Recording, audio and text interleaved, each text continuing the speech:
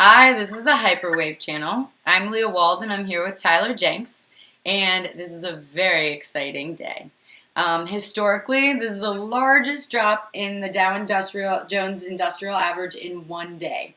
As everybody's been talking about in the Twitter sphere and everywhere else, Bitcoin markets and all of cryptos are also going insane.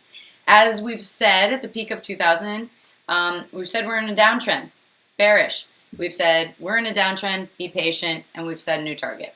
Again, at a downtrend, be patient, set a new target. And today, we will set a new target and explain why. So first agenda item, of course, Bitcoin, as regards to exactly what I said before. But specifically from what we've been saying for the last 2 weeks, we're going to explain why we're seeing what we're seeing today at today's close. And specifically why we believe that we're currently at a crossroads. Moreover, what Hyperwave is saying about today and why we're at a crossroads. So far, we've introduced 4 technical tools that, for the most part, everybody uses. But one tool, the name of our channel, Hyperwaves, that Tyler developed that absolutely nobody uses, that we are explaining through these vlogs. To note, we utilize 60 technical tools that during these vlogs we will introduce, we will explain why and when we use them, sometimes simultaneously. And the most important one, obviously, being how Hyperwave understands and all of these fit into it. So, with that said, Tyler?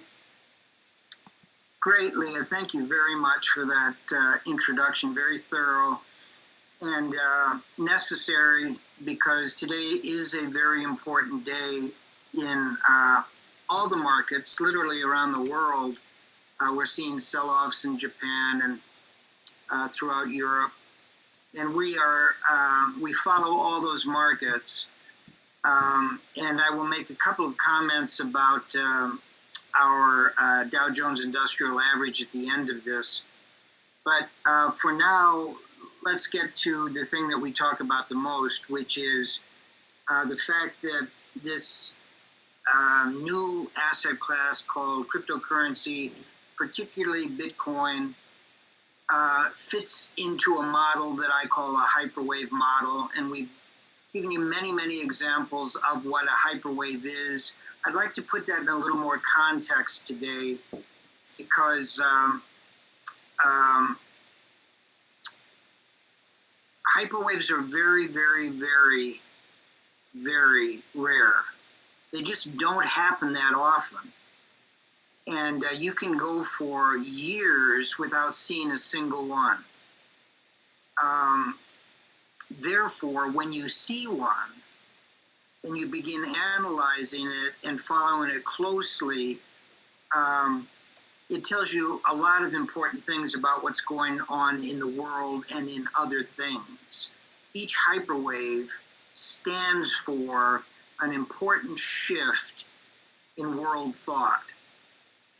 And I will expand on that as we go through these vlogs in the future. But for now, we are concentrating on this one tiny little asset class that has at its peak $350, $400 billion in it, which sounds like a lot of money, but it's nothing. It's nickels and dimes. It's interest on the interest on the interest for the big asset classes like stocks and bonds, real estate around the world. But at the same time, it's so important because it's growing faster than any of those did. And so something very important is going on. And that's why we have started this channel, and we've just changed the name specifically to the Hyperwave channel by Lucid Totality. Let's go to screen share and take a look at the Bitcoin market today.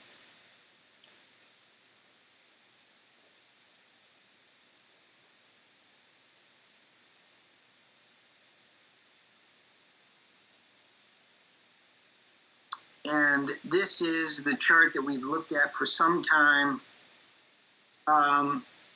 which is on Bitcoin Wisdom. And this includes all the activity right through the last couple of seconds. We're trading at 7,094. You see over here on the right, 7,109, 7,120. Very large volume coming through. But this is the activity we saw today on a 4-hour chart. This is the last 4-hour bar. This is the one that took us down to 6,600. Now I'm going to go to a little larger chart, which takes us back to the peak again, right over here at 19,666. And I'm going to go one step larger to the weekly chart, where every bar is a week, to show the entire movement from $500 up to 20,000. And we keep saying that this is looking back in this period as we got into 2017 as a hyperwave. So we keep showing you this chart, which is our hyperwave model. And all of the 300 or so odd hyperwaves that I've identified over the last 40 years all do this same thing. 1, 2, 3, 4, up, 5, down, 6, up, 7, way, way down, all the way back to the beginning. Again, here's our Bitcoin chart. Now, in our last vlog, I debated a very simple proposition and said, I don't have enough evidence yet to say which of the binary conclusions is the right one. Back to our chart. The way hyperwaves moves is they go through a period where demand is building but restrained. Then the supply runs out of gas relative to the demand, and the price begins moving up in phase 2. It does it again in phase 3. And finally, it goes through a phase 4 boom before the end of the hyperwave in terms of the good part, meaning the up part. Then it goes through a 3-phase correction, 5, 6, and 7. And one of the most difficult things about the analysis of hyperwaves is when you are moving from a 4 down into a 5 and back into a 6. And there's a lot of reasons for that. You've seen some of them on the examples that we've given before. Let's look at a couple of new examples away from the Bitcoin cryptocurrency world. And let's take a look at this company called Error Reduction. This chart is back in 1924 through 1935. And notice the angles as the price moves up in 1925, 1926. You can draw a straight line under that angle. Then in 1927, 1928, it accelerates, a sharper angle than the first one.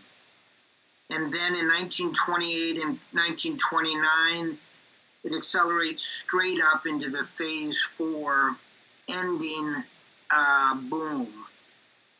A sharp drop, which is a clear phase 5, going below where it was when phase 4 started. And then this unusual move back up, in this case, about 150% from 80 up to almost move up to 160. And then a long phase 7 down back to the beginning. But I wanted to show you this company because of what happened after 1932 and 1933. Another hyperwave began immediately after the cessation of the first one. Back to our chart. In other words, at the end of this 7, very often what happens is we go through a long period of time where there is no upwards activity. The Japanese stock market is a great example of that. There are many, many other ones, such as the NASDAQ market that we showed you before, from 1995 all the way through about 2009 before it started moving up again. But it is not impossible for a hyperwave, particularly very, very powerful ones, to regain their footing and begin another move. I'm going to show you one other chart, which is Adams Express, which is more typical, that after these accelerating first, second, third, and fourth moves, we get the sharp drop down, try to regain the old highs, and then we go all the way into a phase 7, going back to the beginning. In this case, from 1933, 32, 33, 34, and 35, no upward movement at all, as opposed to this company, Air Reduction. I'm going to quickly show again the NASDAQ market and the very long period of time of building up to this peak at 5,000 from very low levels before the sharp drop, the correction up, and then the drop all the way down to the beginning of the phase 3 movement before trying to work its way higher. Now, one of the other things that we talked about briefly is the fact that from this peak at 5,000 in the NASDAQ, it took us all the way to only 2 years ago before we regained that peak. That's not necessarily what has to happen. This NASDAQ market in 2002 and 2003, after bottoming out, began a climb until it was interrupted in 2007, 8, and 9 with the large recession we had, and we went all the way back down to the lows of 2003 before starting this move up. I'm showing you the NASDAQ market because what we are seeing from 2009 to the present, to me, could very well be the beginning of another hyperwave, but a massive one in the US stock market. And I'm going to show you a chart of the industrials in just a bit. Okay, back to Bitcoin. Here's where we are today with this drop down to the lows of early this afternoon, 6,600. And what we have been saying is that since the peak at 19,666, we have 4 bottoms. None of them have held. Here's the first one, which occurred only 5 days after the peak on the 6th day. Then we ran up a little bit, came back down, came up for our second top. This is the first top, the second top. These could not hold, and we went to new lows. We rallied trying to overcome the resistance, couldn't do it. And throughout this period, we kept saying, be patient, be patient. All the downside targets are being hit, but then they're being taken out. And one of them that we were most interested in and talked about for a long period of time was the 9,000 to $10,000 range, where these tops occurred between 9,000 and 9,500. Here, the tops occurred throughout the 10,000 level. And then one of the biggest resistance lines that's difficult to show up unless you go far enough back, I believed was at the 11,100 mark. That's what began this recent drop when we couldn't hold 11,100 anymore. Then we couldn't hold the 10,000 area. And then we dropped all the way back to 7,600 and now to 6,600. And there still is no bottom in sight. So one of the tools that we use is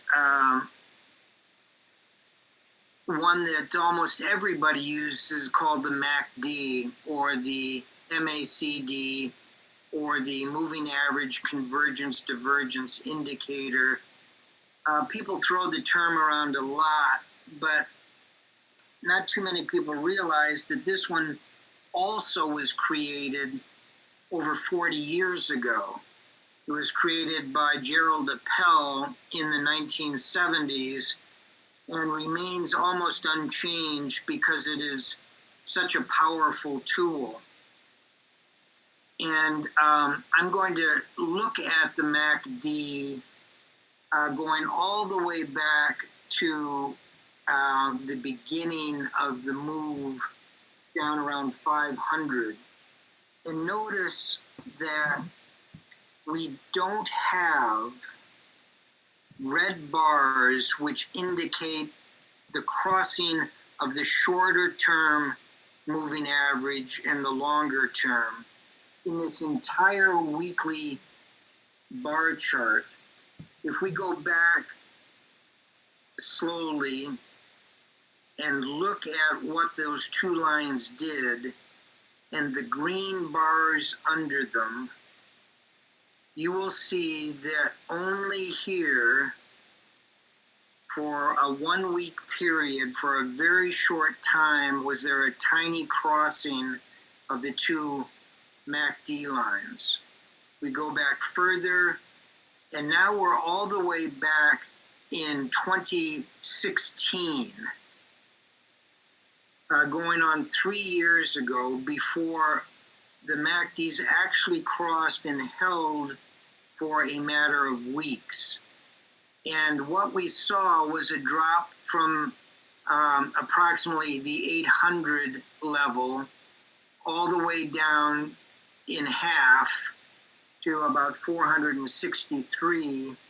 And then it took a long period of flatness, which is where the two moving averages crossed. Going back, there's other periods, very brief, very shallow, that these two lines have crossed. But when we come back to the present, and I'll make this larger so you can see, we've moved from 1,000 to 20,000 without the MACD crossing and giving us a sell signal. And now we've only been in this for 2 weeks, a little more than a week actually, because this week has just started. That's a very important consideration when talking about where is this going. We've dropped 65% approximately and have only recently begun this negative activity with the longer term MACDs. I am going to now bring up a tool that we have looked at together before, which is the stop and reverse point. We haven't looked at it as of today, but notice that just as with the MACDs, here we have only 4 weeks of negative activity where the price is below the stop and reverse points. And going back in history once again, just so you all understand how important this downturn is and remains, we'll make this larger so you can see only one bar with a stop and reverse point above it, all the way back to this bar, and then all the way back until we actually got some negative bars just about the beginning of this year, coming out of the correction where we moved from 700 up to 1200 back down again. So in terms of the number of weeks that have gone by without any sort of activity to the downside until the one we're in, and the crossing of the MACDs just 2 weeks ago, indicates this is an important downturn. Now, let's talk about Hyperwave again. I said yesterday that I don't believe that we are in a 5-phase drop, that we're still in a 3 going up. But to verify that, I need Bitcoin to hold above approximately 6,300. And there's nothing magical about that, except it is the phase 3 line coming from much earlier in the development of this hyperwave. If we're able to hold 6,300 on a closing weekly basis and move up from there, then I will be able to declare that we are still earlier in this hyperwave. Now, today made all of us rather nervous, depending on how close everybody was following the activity. The bottom that we hit today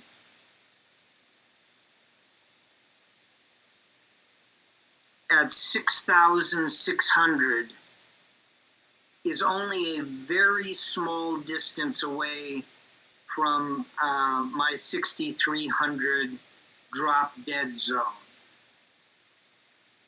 I was hoping that 7,500 was going to hold. It clearly did not. But since the market has closed and we have been moving up for the last 3 hours, we're back over 7,000 at 71.75. Remember, I said that what is going to determine the next year, either up or down, is the determination of where we are in this hyperwave. Are we down here trying to hit a bottom, or are we still in a phase 2, phase 3 transition, which means we would renumber all of the previous hyperwave Bitcoin designations. And every day we're going to have to make that determination. If we can keep above 6,300 on a weekly closing basis,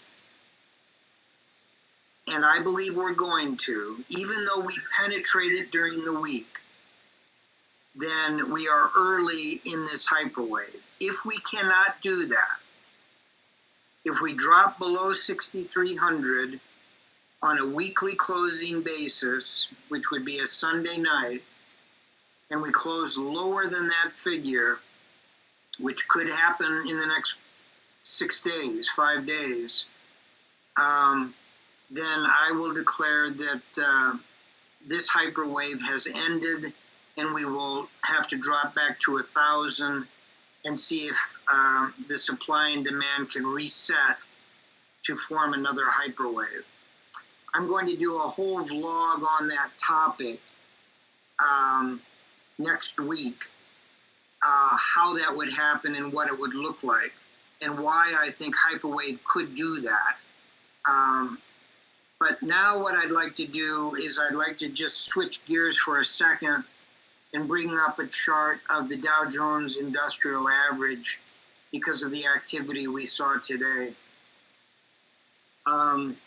This is a weekly chart going back to 2014, and it shows the rise from the 16,000 area up to 26,000. It also shows the last two big drops, the one that concluded last week and the one that started this week. I'd just like to point out a couple of things on this chart. We just talked about the MACD, MACD, Gerald Appel's creation, and look at it from the perspective that this chart has been going up so powerfully for so long, all through 2016, all through 2017, and we have gotten to very extreme valuations in terms of technical tools, such as the RSI that we have talked about before, which is Wells Wilder Jr.'s invention, again back in the late 1960s, early 1970s. That's what you're looking at the top of this chart. This is weekly RSI, and notice that it has never, in all of this movement up, gone above the 70 level until earlier this year in 2017, where it went over 70, then climbed up close to 80, then back down below. The reason these are gray areas is because those are very highly overbought areas. If we drop below 30, which we have not done on this chart even once, then they would gray that out to show that it was extremely oversold. But look where we have just come from as this market turned down. Over 90. And you can go through various stocks and indexes and commodities and Bitcoin for years and years and years and not find anything that gets over a 90. It's just an extreme valuation. And what I see is that we are simply correcting the excesses of this last tremendous run-up. And it's doing no damage at this point to any of the charts. And the easiest way to see that is these three lines: the 14-day moving average, the 50-day moving average, and the 200-day moving average. All we have done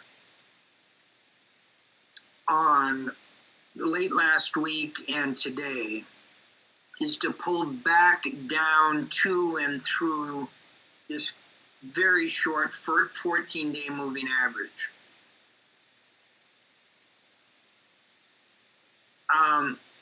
We barely broke it back here. We barely broke it back here. Back in 2015, we broke it sharply and actually had the short-term 14-day moving average cut through the 50-day moving average, come back to it, fall away, and then we've never looked back since the middle of 2016 until this violation of the 14-day moving average. We could easily drop down to the 50-day moving average, which comes in at about 22,500. I don't believe we're going to go that far. And in any case, all it will do is slowly turn the short-term moving average down. It will not affect either the longer term or the 50-day moving average. The 200-day is the one that provides all the support of this and many other indexes. And clearly we are nowhere near it. It comes in at 18,900. So my view of what's happening in the U.S. markets is simply a correction of a vastly overbought market just in terms of momentum. And I'll pull up a volatility chart tomorrow, the VIX, to show you why we needed this explosion in terms of volatility just to clear out a very long period with no volatility at all. In any case, I'm going to go back to take the screen share off and just summarize briefly what we've looked at. Very important day, very important week, very important month and a half for Bitcoin. When we hit almost 20,000, 19,666 on December the 16th, it could have stopped at 15,000, it could have stopped at 12,000, it could have stopped at 8,000, that up move. But it didn't for a number of reasons, some fundamental, some technical. We ran all the way up, just as the stock market has done, into highly, highly overvalued areas relative to the supply and the demand of buyers and sellers. And every time that occurs, MACDs will become overbought. Relative strength index will become overbought. All the momentum indicators and the oscillators will become overbought. And some of them will stay there for a long time. But they will all inevitably correct. And Bitcoin is no different. So what's been going on for the last month and a half in Bitcoin is a downtrend off of a very high level of excitement in the Bitcoin and the crypto community. Show me a market in that sort of a situation that does not correct the excesses. Now, what's important about how far we have moved down with Bitcoin is the old support lines at 5,000, at 7,500, at 9,000, at 10,100, at 11,100, at the old peaks around 14,000 and 17,000 have all crumbled. And too many of them have crumbled in a very short period of time. My new target on Bitcoin is in the 5,000 area. So I'm lowering from 7,500 down to 5,000, my target for Bitcoin. My problem with that target is Hyperwave says that if we close too much below 6,300 on a weekly basis, that is the end of the move and we go all the way back down below 1,000. Can I have my cake and eat it too?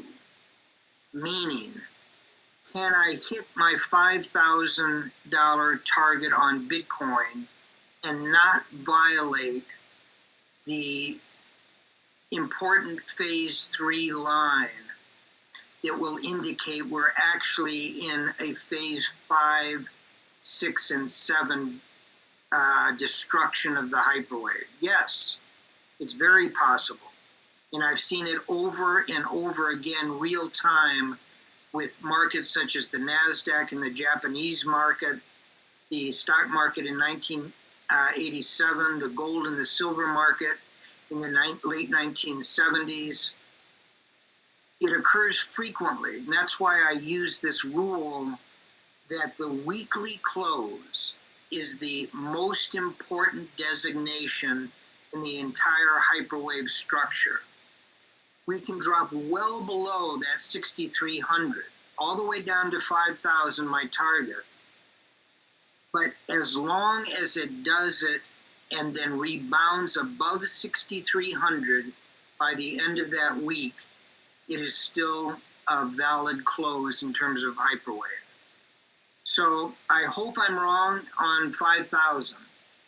I hope we've hit the low today at 6,600 approximately. It might very well be that what we saw today was the final capitulation. If so, hyperwave is intact and we're beginning a very strong move up on Bitcoin. We do not have that evidence yet, because after running down to 6,600, we ran all the way back up to 7,400. And now we've been falling back down again, and we're sitting at 7,050 as we're closing this vlog. So we need some evidence. We're not going to pretend that we can foretell the future. Only the market will do that by its price action. And right now the price action is saying we do not have a bottom. We are still in a downtrend. We must be patient. We have another lower target now down at 5,000. Let's hope that the price in the next 3, 4, 5 days can revalidate an uptrend again, and then we can give you some upside targets. So I'm turning it back to Leah. Thank you very much for listening. Leah? Thank you, everybody, for listening. Very exciting day, as Tyler talked about. And till next time. Bye-bye.